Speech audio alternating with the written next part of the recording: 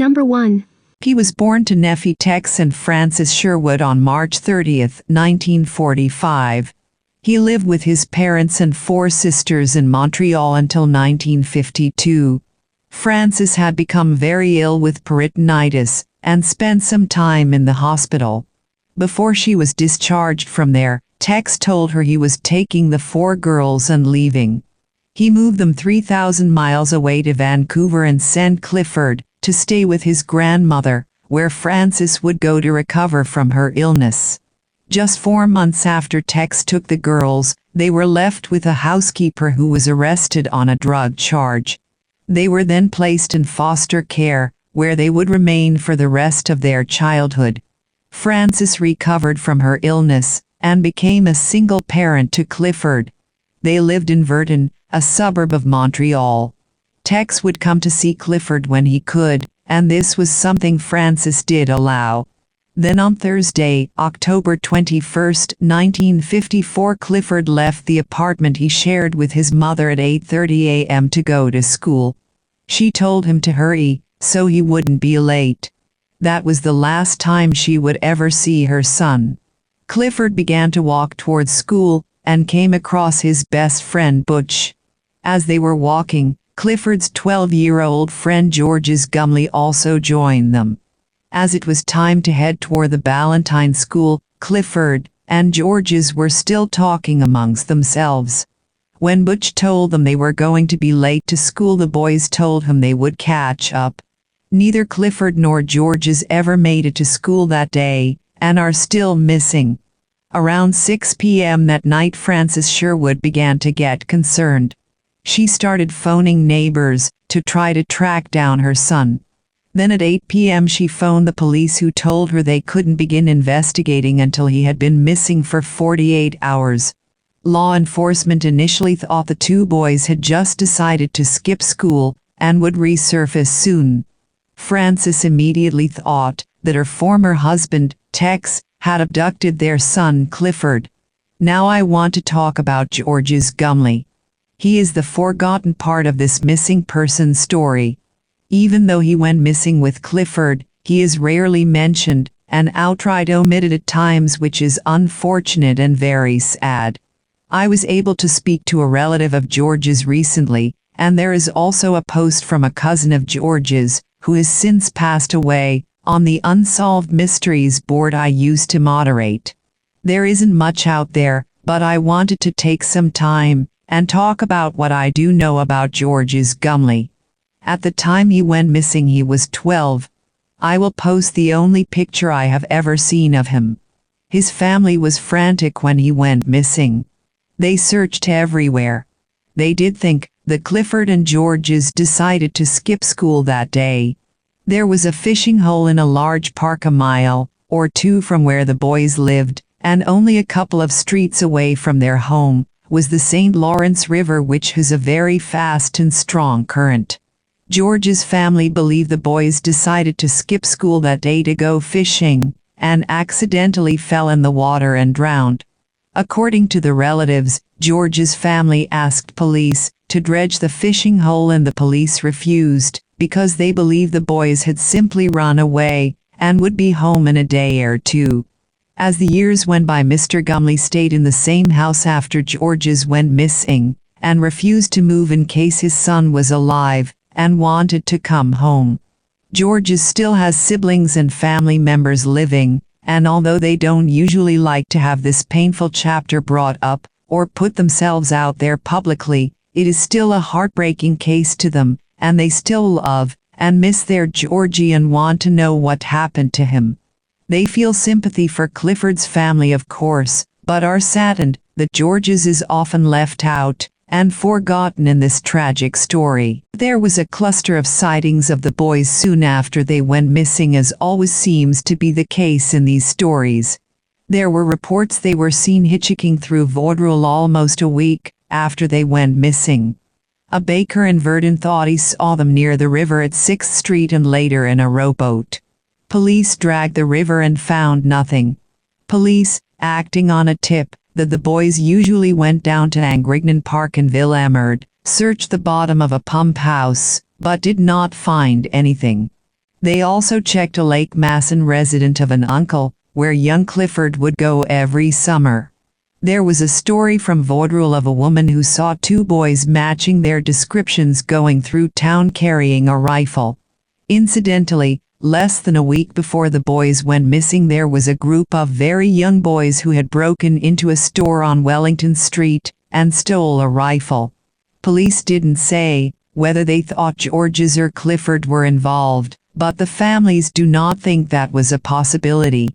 There was also a strange report of a gas station attendant seeing two boys matching Clifford and George's description getting out of the trunk of a car with a man and woman in the front seat.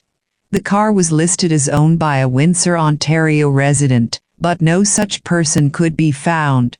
Here are two very compelling stories around the time soon after the boys went missing that I want to share. Clifford reportedly phoned his aunt the day after he went missing. He was known to have a nervous stutter, as did the young boy calling, and only said Auntie Hilda before the phone went dead. Another one was an anonymous letter sent to police linking the disappearance of a middle-aged Verdun woman who sold her Villemard flower shop and disappeared around the same time the boys did. Clifford and Georges sometimes worked as messengers for her. A newspaper article further states the boys were seen with the woman shortly before they all disappeared. The woman sold her shop in September and moved with her husband and 7 children to Beauharnois. She left her family and came back to live in Verdun for a few weeks.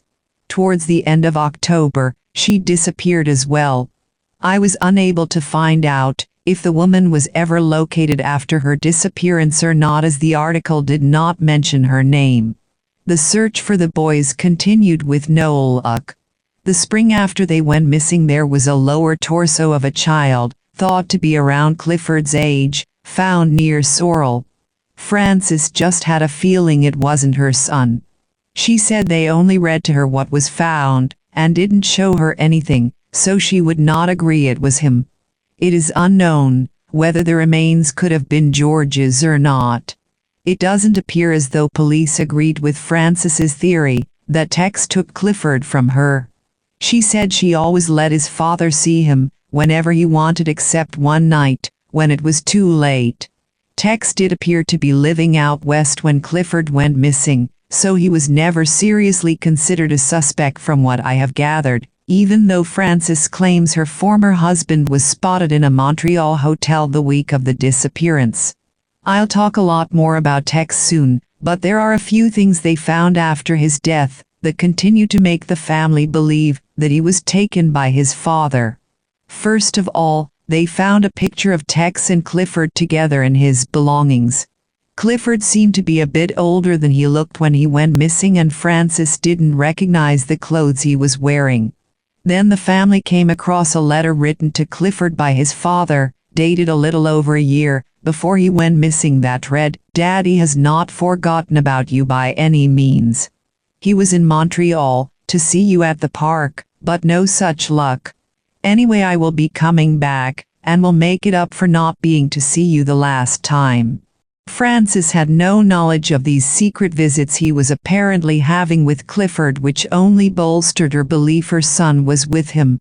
Tex always denied taking Clifford, and his daughters stated he would get extremely angry and even violent when the subject of his son's disappearance was brought up.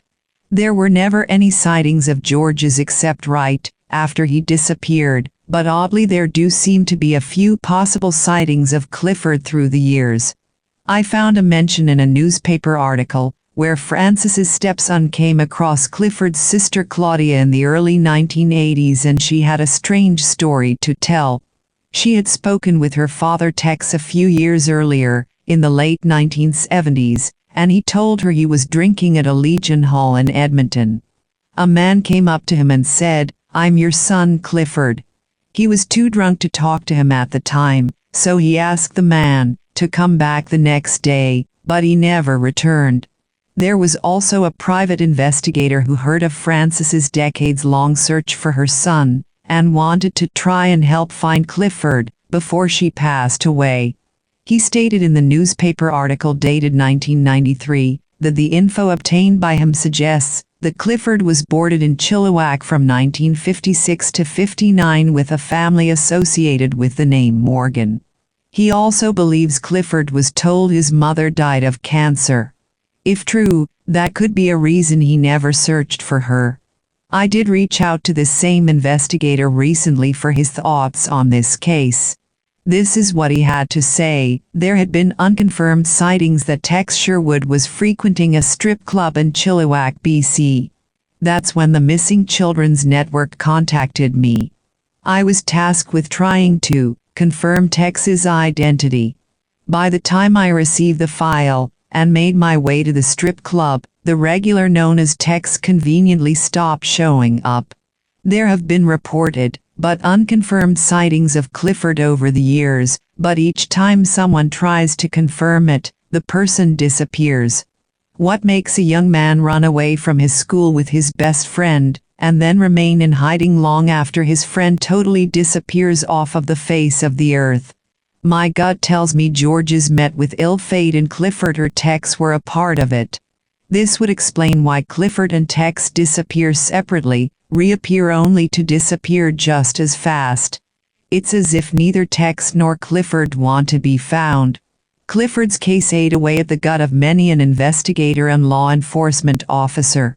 We all felt there was a third party somewhere who knew the truth, but until that person or Clifford himself came forward, we were all destined to remain mystified. Unsolved Mysteries was also contacted and agreed to profile the case of Clifford Sherwood. As is often the case, the show had a slant and mainly told the story as a grieving mother searching for her son. Sadly, once again George's was forgotten, being only mentioned briefly at the beginning of the segment. After the show aired, a former waitress phoned Frances and said she had definitely seen Clifford with Tex in 1960. She said Clifford used to play with her sons until he mysteriously took off with his father. Frances also contacted the Missing Children's Network in Montreal, after hearing an interview with one of its founders on the radio to tell her story. The researchers there did some digging, and were able to come up with one solid piece of evidence possibly regarding her missing son. There was a 1987 address of the Top of the Valley Apartments at 12,121 Jasper Avenue in Edmonton, where an Edward Clifford Sherwood was listed as living. They then checked with the Department of Motor Vehicles, and it showed a license was issued in the same name, and the birth date of 3/30/45, which exactly matched Clifford's birth date. The only thing different was that Clifford's first and middle name were reversed. Could Clifford have been alive and well all this time? By the time they found this information, the person at the apartment had moved and didn't leave a forwarding address. Still, it gave Frances hope he was still out there. There was another person who called in after the Unsolved Mysteries segment aired, referring to a person named Clifford whom they knew and thought could be the missing person in question. This person was not Clifford, but was his brother. I have spoken with this man's daughter, and that leads to my next subject to discuss, the many lives of Nephi Tex Sherwood. I'm not sure how this information was discovered, but I think it was mainly people searching their genealogy. There were a few people who were not raised by their birth parents, but from what they were told, were able to track them down. I encountered one such person years ago, and she spoke with me for this article again recently, and I want to thank her for her help. Her name is Roxanne, and she was raised by her maternal grandparents, and was able to track down her birth father in 1997. His name was Clifford. Yes, he was another son of Tex Sherwood with the same name as his missing son. He mentioned his birth father, and told her about the story from Unsolved Mysteries.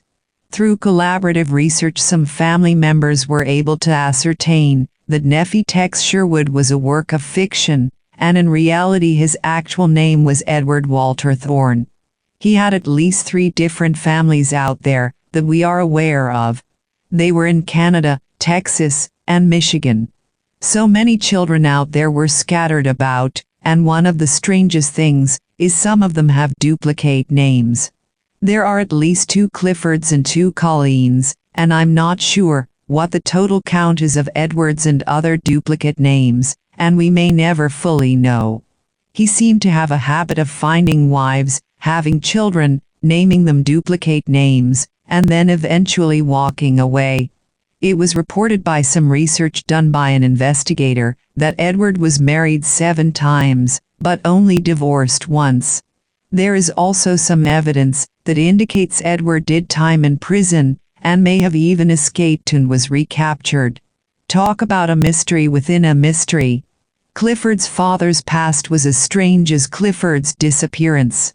Roxanne told me, sadly, her birth father passed away in 2010. After a tip was called in after the Unsolved Mysteries segment aired that he might be the missing son, he did eventually go to Canada to meet Francis and some of his Canadian half-siblings. He had a nice visit and thought highly of all of them. From what she has gathered in conversations before her father's passing, he didn't have a relationship with his birth father Edward. He found it fascinating that every one of his families had the exact same picture of him. The mysterious Edward Walter Thorne died alone in the Empress Hotel in Chilliwack in 1987 at the age of 87, taking with him to the grave the many secrets of his past and possibly what became of his son Clifford. Another interesting story that Roxanne's father told her was that in the hotel where Edward died there were no private papers or records of any kind with his belongings. He kept all important and identifying paperwork in the trunk of his car which caught fire, and all contents were destroyed shortly before his death. Frances Sherwood was unwavering in her devotion and determination to keep her son's story out there. She lived in the same building for many years after her son's disappearance in the hopes Clifford would return. She would tell her story at any opportunity and would participate every year in Missing Children's Day in Canada. She never stopped hoping that she would be reunited with Clifford before she passed away. Sadly, that was not the case, as she passed away on January 7, 2009 at the age of 90.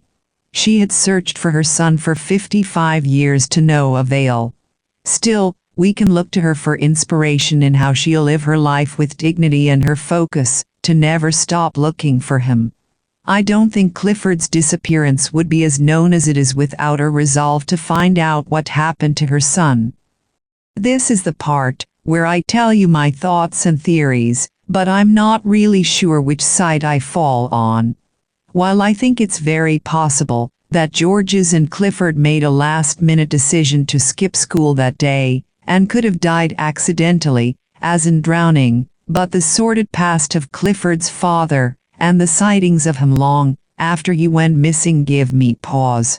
I couldn't help but think if it was possible the lower torso recovered could have been George's. Perhaps that's why there were no more sightings of him.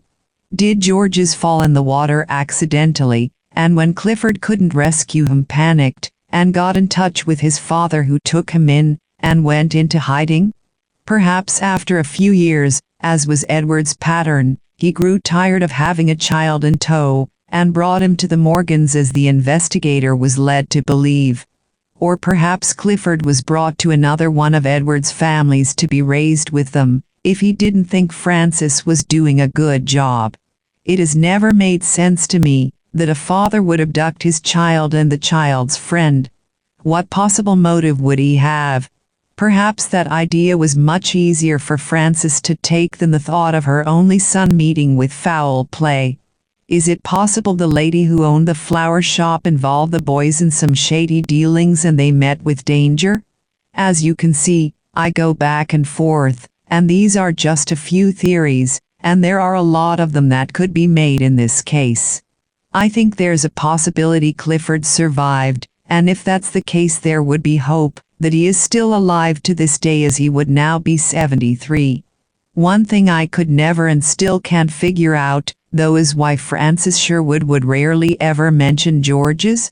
She was so vocal and would speak often of her search for Clifford, but would never even mention Georges.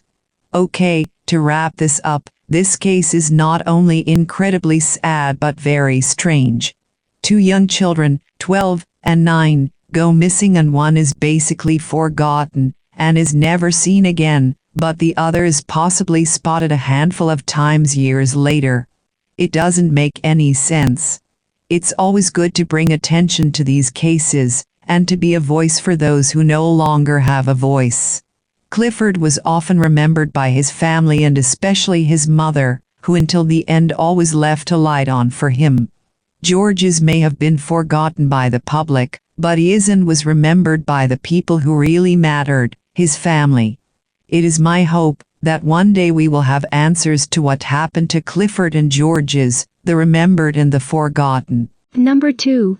The Mounties are re-examining a missing person case in British Columbia that dates back half a century, hoping renewed publicity might spark an old memory that could explain what happened to a 21-month-old toddler who vanished without a trace, or possibly prompt the missing girl herself, if she is still alive, to come forward. Edna Bette-Jean Masters disappeared on July 3, 1960, as she was playing at a friend's house in the Red Lake area, west of Kamloops in BC's interior. Her disappearance prompted a massive search, but police and search and rescue personnel were unable to turn up any sign of her. Now, investigators plan to use new technology, such as DNA examination and software, that digitally ages photographs, in an effort to generate new leads in the case. In 2013, the case was reopened by BC MP after 50 years.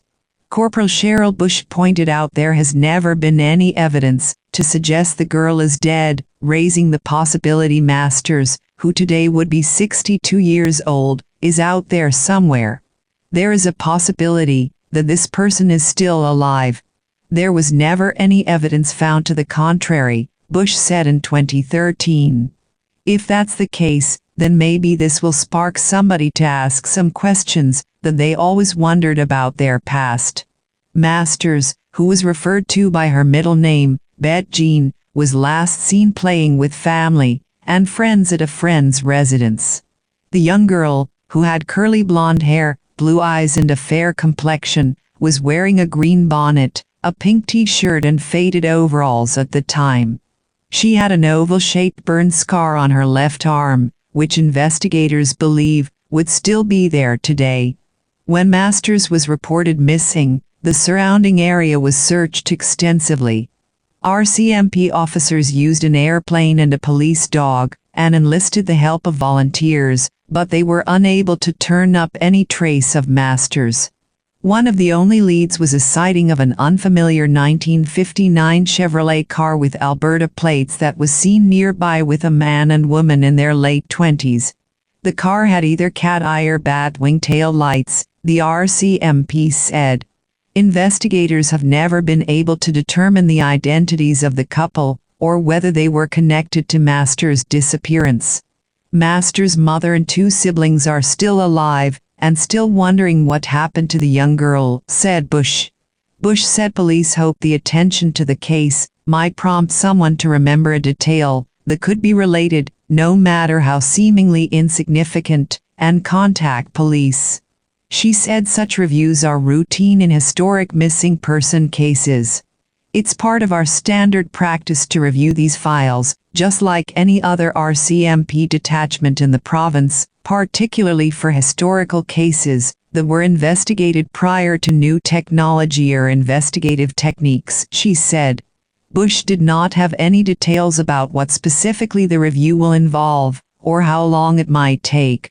Anyone with information on Bette-Jean disappearance, no matter how minor the detail, is asked to come forward and contact the rural RCMP at 250-314-1800.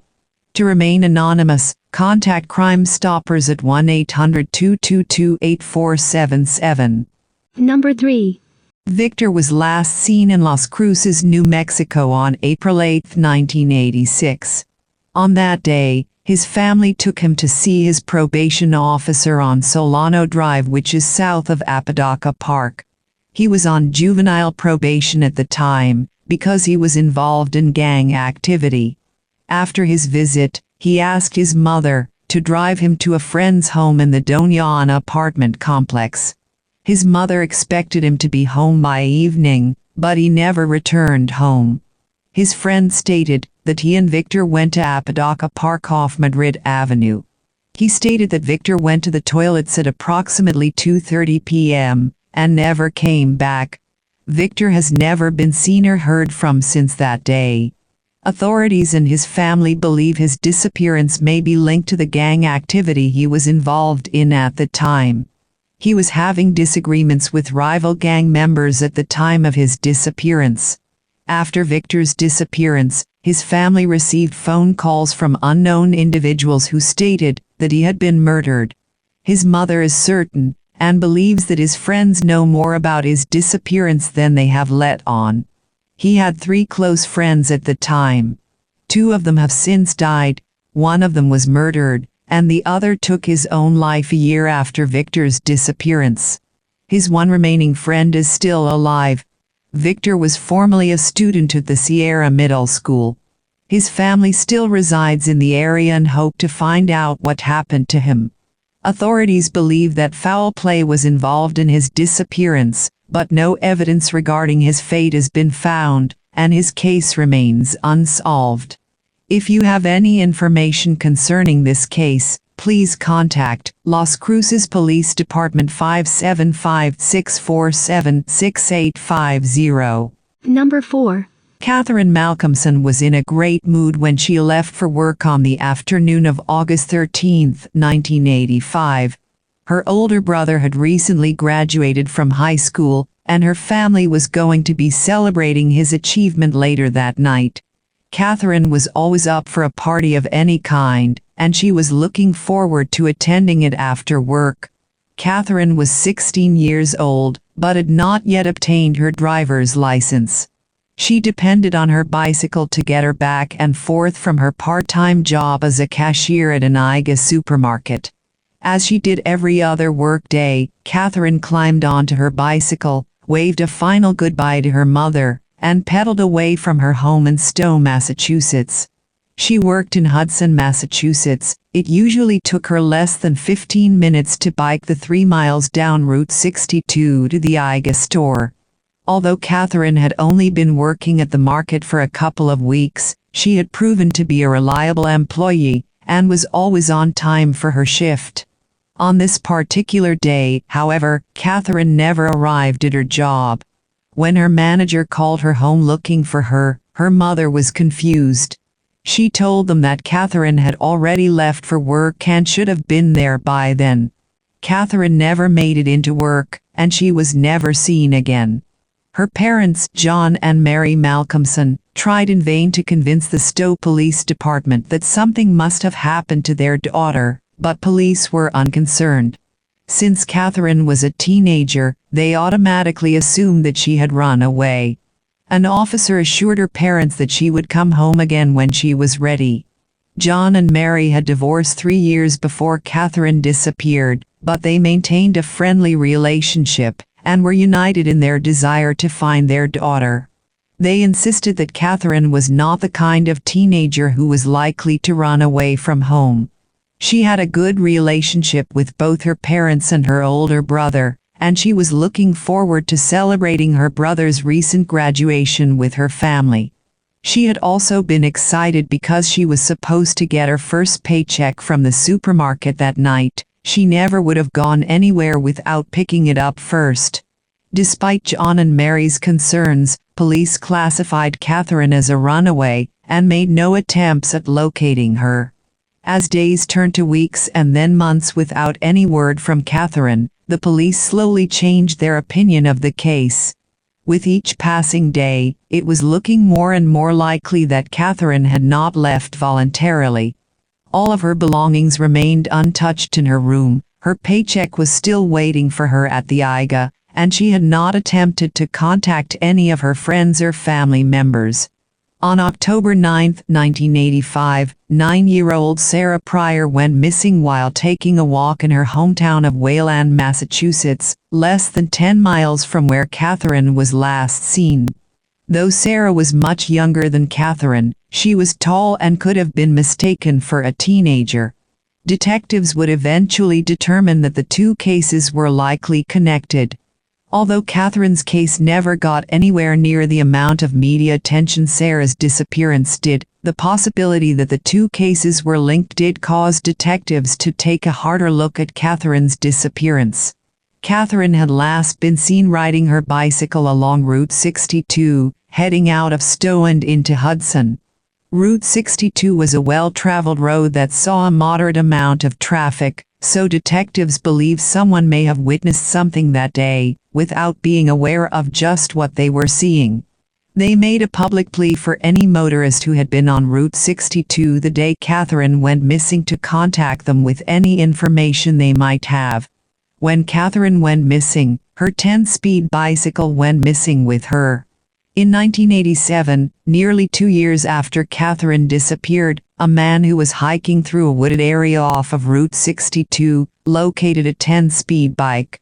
It was located just 500 yards from the Stowe town line, but the man who found it had never heard of Catherine and was unaware there was a missing girl associated with the bike. Noting that it appeared to be in good working order, though it had obviously been in the woods for more than a year, the man took the bicycle home and gave it to a friend. The recipient of the bicycle saw an article about Catherine and realized that the bike had likely belonged to her. She immediately contacted the police, who confirmed that the bicycle found in the woods did belong to the missing teenager. Unfortunately, it had been out in the elements for so long that investigators were unable to obtain any forensic evidence from it. In April 1987, a search was conducted of the area where the bicycle had been found. The Stowe Police Department, assisted by both the Massachusetts and the Connecticut State Police, combed through more than 2 acres of woods located along Gleasondale Road and Route 62. A small crowd of people, including Mary Malcolmson, who stopped by on her lunch break, gathered nearby in case police found anything. No one wanted to think that Catherine was no longer alive, but they grew silent each time an investigator emerged from the woods, half expecting to hear that a body had been found. Eventually, detectives determined that there was no evidence related to Catherine's case in the woods, and the search was called off. Detectives were certain that Catherine had run into foul play somewhere during her ride to work. Despite making several public appeals for information, they received very few tips in the case, and none of them led to any solid leads. The investigation soon stalled, then went cold. For the next decade, there was little progress made.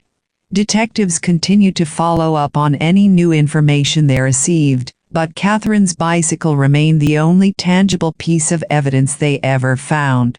By 1995, John and Mary Malcolmson had resigned themselves to the fact that their daughter had most likely been murdered. They admitted that they were frustrated with the way police had handled the case during the initial days of Catherine's disappearance, and they couldn't help but wonder if things might have been different if police had immediately treated the case as a possible abduction, rather than assuming Catherine had run away.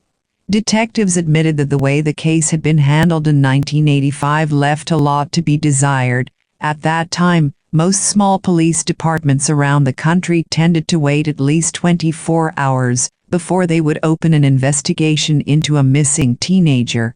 The assumption was always that a teenager was out partying and would return home on their own within a day or two, but this had changed over time.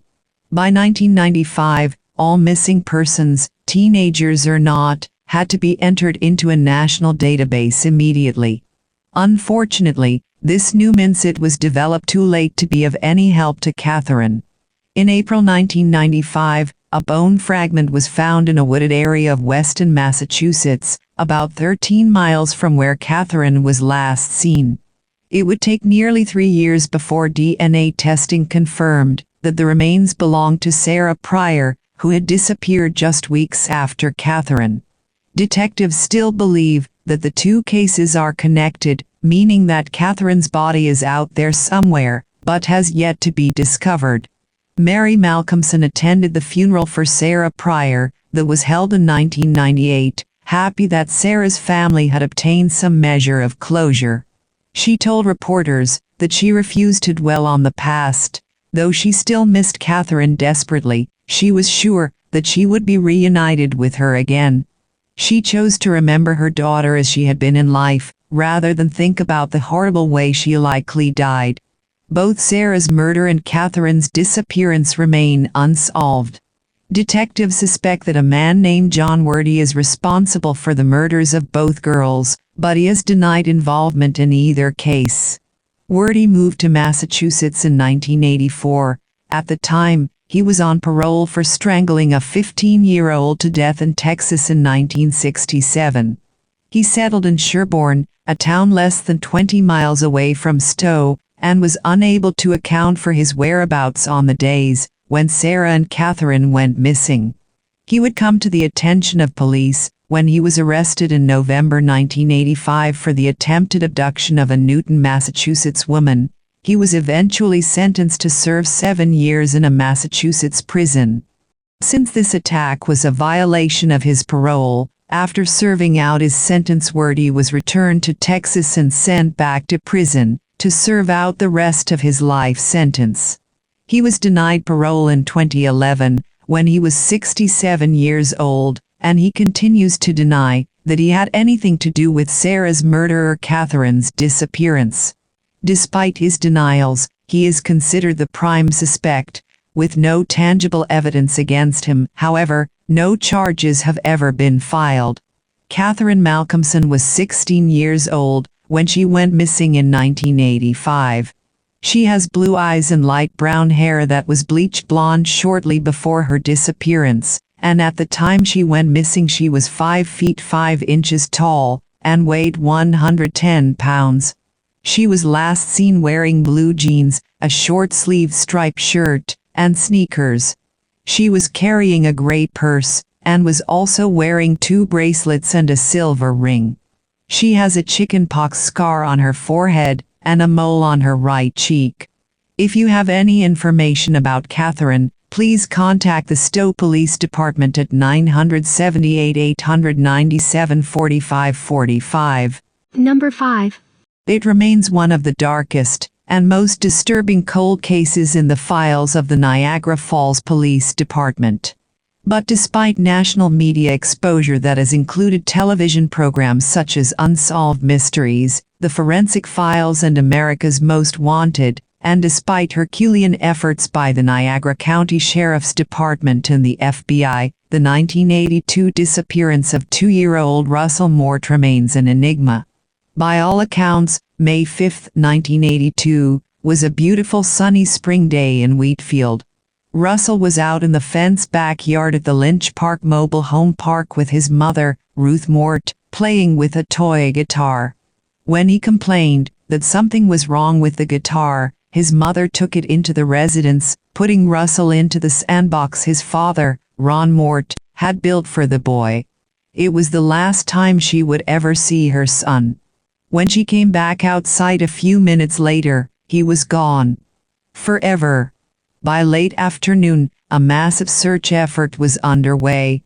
State police helicopters patrol the sky and Sheriff's Department patrol boats cruise the upper Niagara River just in case the 2-year-old climbed the fence, crossed the road, walked 100 yards, and fell into the roiling water. In 2005, a man in Texas contacted authorities and said he believed he was Russell. He was adopted, and said his adoptive parents gave evasive answers when he asked them about his history. Law enforcement officials went so far as to conduct DNA testing, which determined the man was not Russell Mort. In 2015, former Niagara County Sheriff Jim Voter told reporters that he believed Russell was still alive. He says this cold case has caused frustration for his department and decades of unrest for the families who have been affected. How do you not do everything you can to fight to bring some type of resolution to this case, said Vouter. And FBI Special Agent Brian Bodig said non-family child abductions, while rare, are often remarkably similar. For every person that we find, and they tell us about somebody else, it's a spider web effect. We're looking for people who lived in those trailers, who visited those trailers, what type of cars they drove, what type of relatives they had that may have come and visited them. Several Lynch Park residents reported seeing an unfamiliar man and woman with a boy who may have been Russell in a white 1965 Corvette with a black convertible top, last seen in the vicinity of Hyde Park Boulevard and Packard Road, but the lead never panned out. Lynch Park resident Bill McVie, who lived there at the time of Russell's disappearance, told reporters he never believed the boy just wandered into the Niagara River. "We just thought someone had to have taken that child," he said. He remembers investigators checking under trailers and inside homes. "It was the beginning of a nightmare that has no end," Russell's mother, Ruth Mort, told reporters. Stranger abductions where the intent is to rear the child oneself, or sell the child on the black market, most often involve infants or toddlers. Women are almost always the perpetrators, either alone or with a male accomplice. There's never been any evidence whatsoever as to what actually happened to him, so therefore you cling to hope that he is alive someplace, unless you hear something otherwise, Ruth Mort said. The National Center for Missing and Exploited Children features information on Russell Mort, including the FBI-generated age progression photo, which depicts what he might like today at age 37. "I think about Russell most every day. We had 2 other girls after Russ disappeared, and we were busy now with grandbabies, and it's helped an awful lot," Ruth Mort said. Russell Mort's case has an interesting distinction in that in the 1985, his was the first picture of a missing child from upstate New York to be depicted on a milk carton. It became a common method used to try to locate missing children before the advent of the internet. In her home, Mrs. Mort keeps 2 thick scrapbooks of news articles, photos, and other items related to her son's disappearance, including a flattened, now 28-year-old milk carton with his picture on it. Russell Mort. Gone but not forgotten, and perhaps living his life somewhere without knowing who he really is. Another Niagara Falls tragedy. Number 6. Alexander was last seen on November 9, 1985 in South Lake Tahoe, California. He was abducted by his non-custodial father, Ulysses H. Robertson, from San Francisco, California. In December of that year, his mother, Rosemary Olive, went to Ulysses' home in South Lake Tahoe to get the current whereabouts of her son.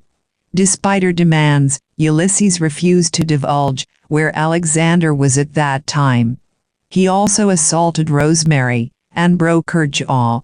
He was arrested following the assault in Los Angeles, California. He told the officer whom arrested him that he did not know the whereabouts of his son. He speculated that he was with relatives of Rosemary's in the San Francisco Bay Area. Ulysses was convicted of the assault against Rosemary and was sentenced to 1 year in prison. Rosemary also won a court order seeking Alexander to her custody. Alexander was never located and was never seen again. Authorities suspect that Ulysses is responsible for whatever happened to Alexander after his abduction. Ulysses lured many young women into horrid and abusive relationships throughout the years, and the press describes him as a cult-like figure. He would advertise himself as an astrologer and promised horoscopes to his victims. He would often use drugs or alcohol to lure them. Ulysses was later convicted of sexually raping a young girl and abusing a young boy in Washington after Alexander's disappearance. While investigators believe that Ulysses was responsible for Alexander's disappearance, they never had any evidence to prove his involvement in the boy's presumed murder. Authorities believe that based on witness statements and testimonies from 2 of his former girlfriends, Ulysses constantly abused Alexander preceding his disappearance, and that the abuse was the direct cause of the boy's death.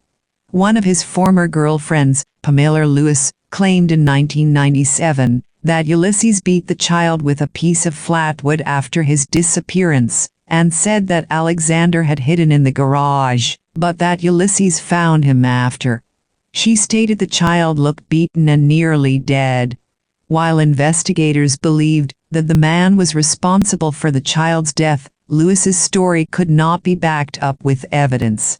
In 2001, another former girlfriend, Raj Robertson, testified that she witnessed Ulysses beat and abuse Alexandra later in the year 1985 and saw his lifeless body float in a bathtub.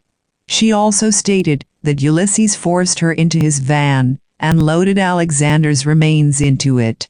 Raj was ordered by him to close her eyes on the ride and that she would be killed if she opened them at all. She vividly remembers the ride, but did remember that he stopped near a body of water in South Lake Tahoe. He continued to drive another 2 to 3 hours before stopping at a remote location in California or possibly Nevada. Authorities suspect that he buried the child's body in this area. Authorities found blood on clothing in Ulysses' van in 1986, and in 2001, the blood was matched to Alexander's DNA. He was charged with Alexander's murder in October of 2001.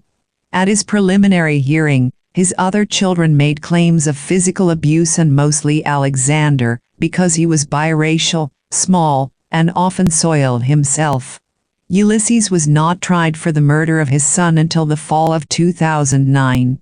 He was charged with first-degree murder with special circumstances of torture and racial bias. He maintained his innocence in his son's case, and witnesses came forward to his legal team and stated that Alexander was still alive after the time he was allegedly killed. Ulysses was convicted of second-degree murder in December of 2009. The jury believed that he had murdered his son, but that it was not premeditated. He was sentenced to 15 years to life imprisonment. He would have served without a chance of parole had he been convicted of first-degree murder. Alexander's remains have never been located, but authorities continue to search for him, and his mother has kept a low profile and is rebuilding her life. If you have any information concerning this case, please contact South Lake Tahoe Police Department 916-573-2100.